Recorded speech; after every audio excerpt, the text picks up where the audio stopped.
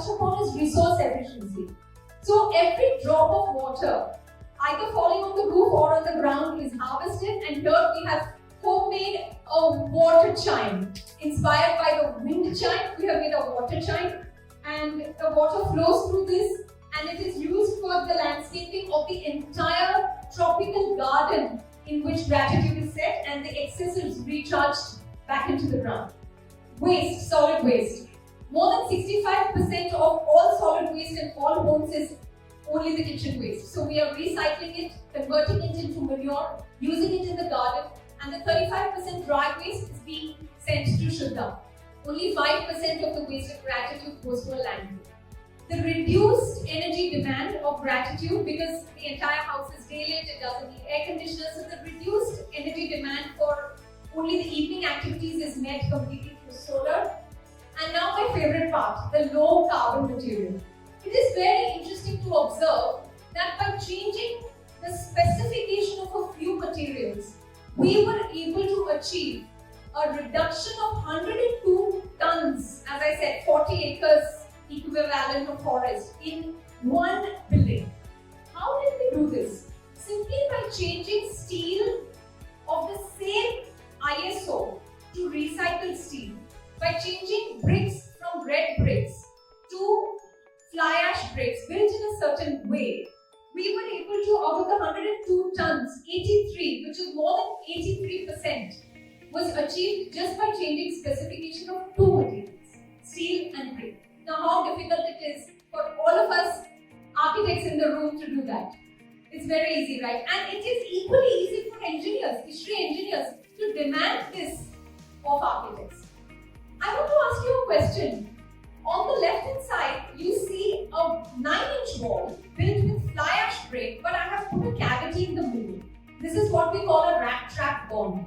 The thermal performance of this 9-inch wall, in order to get the same thermal performance from red brick, can you even have a wild guess what will be the thickness of your red brick wall? I really want you to have a think. Don't believe what is written there. I really want you to think. A 9-inch thick wall built with fly ash with a cavity in the middle. The thermal performance will be matched by how thick a red brick wall. I need some answers. It's almost 4 feet, 45 inches. That is the thickness of the red brick wall required for the same thermal performance.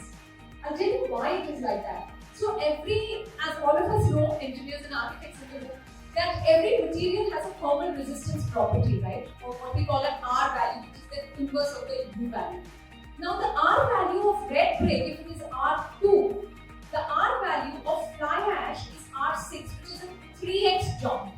And simply by adding a cavity in the middle, it becomes R10, which is a 5x jump. So you can imagine why 9 inches has to become 45 inches.